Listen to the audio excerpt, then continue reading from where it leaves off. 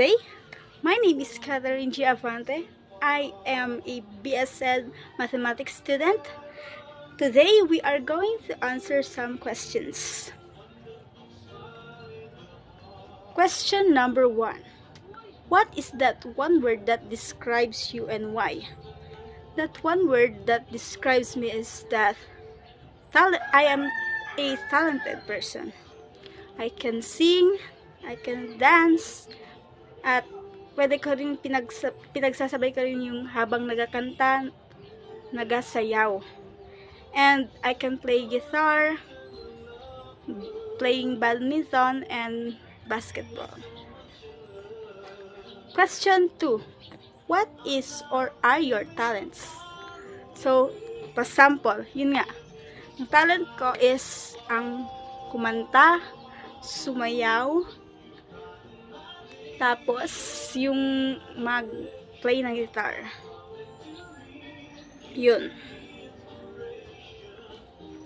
At eto yung sample na to.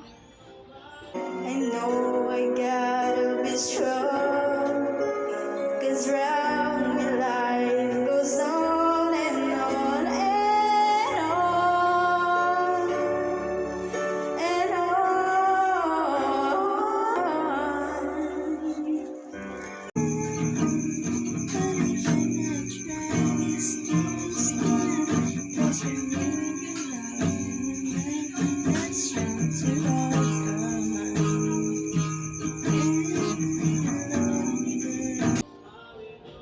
Okay, so that's my talents. Question number 3. What are your strengths and weaknesses? Mention 5 each and why. First is, unahin ko muna yung strength ko. My strength is my family, parents. Sila yung strength ko dahil nandyan sila lagi na suportahan ako, i-encourage ako na ipakita daw yung talents ko, wag ko daw itago, and yun. Tapos yung strength ko din is si God, kasi lagi siya nandyan na gabayan ako at protectionan ako. And my strength number 3 is I am a self-motivated. Minomotivate ko yung sarili ko na gawin yung gusto ko, na sinasabi ko sa sarili ko, gawin mo kung anong nakakapagpasaya sa'yo, gawin mo yung best mo at lumaban lang sa buhay at huwag sumuko.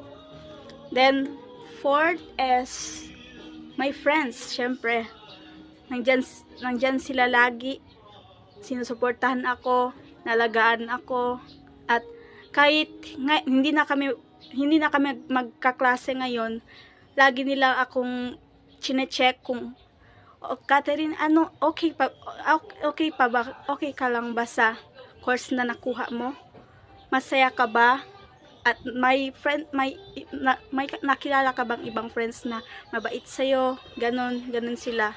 And also is I am a pasensyoso akong tao, and inaantay ko yung oras, yung sample sa career ko. Alam ko matagal pa, pero hinantay ko kasi alam ko may plano si Lord na para sa akin. And ganon nga. Then my weaknesses naman is syempre yung parents ko. Ayaw kong nasasaktan sila. Alam kong hindi akong naging mabuting anak sa kanila, pero mahal na mahal ko sila. Hindi ako nagsasabi sa kanilang I love you, kasi parang sinasabi ko sa sarili ko, parang nahihiya na ako, kasi alam naman natin, aminin nyo, kayo din, nahihiya din kayo na magsabi ng I love you sa parents nyo, kasi iniisip nyo na matanda na kayo. Pero sa ako, kahit hindi ako nagsasabi ng I love you, pinapakita ko through action yung pagmamahal ko sa kanila. Halimbawa, yung umaalis ako ng bahay, kinikis ko sila. Habang, example, yung pagpunta ko sa school, kinikis ko sila. At pag uwi ko rin ng bahay galing school, kinikis ko din sila. At kung saan man sila, kung may lakad man sila, kinikis ko sila. Nasabihin ko sila ng, "Mapa, mag-ingat kayo." Ganon. And yung weaknesses ko din is yung essay writing. Ayoko talaga ng essay writing kasi hindi ko ma-express yung feeling, thoughts ko sa essay writing. And third is yung public speaking. Ayoko din. Mahihain akong tao. Kaya ganon, kaya BS Ed, kaya education yung kinuha ko kasi gusto kong ma-boost yung self-esteem ko. And yun nga. And fourth is, my weaknesses is yung mawalan ng kaibigan, ng pamilya, lalo lang yung parents. And yung fifth is yung mga taong body shamer, yun yung weaknesses ko, yung sinishame, body shame yung katawan ko. And yun nga. And question number 4, what do you like most and hate most? Give 5 samples each. I like yung first, my like is watching TV dramas, action movies. Then playing badminton, listening to music, and singing and dancing. Then yung hate ko naman is yung mga taong body shamer, ganun. Then yung mga kaibigan na fake, yung kakaibiganin ka lang kasi ganito ka, may pera ka, ganun. And third is yung sa pagkain naman is yung ampalaya. Hate na hate ko talaga yun. Kasi mapait para sa akin, pero sa iba masarap. And fourth is yung yung pagkain, sa pagkain rin, yung durian, yung prutas. Ayoko sa lasa niya. Mabango siya, pero ayoko talaga sa lasa niya. Parang nasusuka ako, ganun. Then sa sa animal naman is nakatakutan ko is yung toko, yung gecko. And yun nga. Question number 5, how are you? Well, today I am okay. Kasi hindi pa talaga stress sa school. Wow. Ganun. Then syempre masaya and grateful ako kasi may family ako na napaka-supportive sa akin.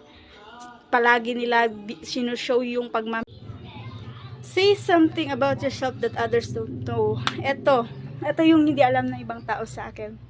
And yung madali lang akong ma-touch sa isang tao.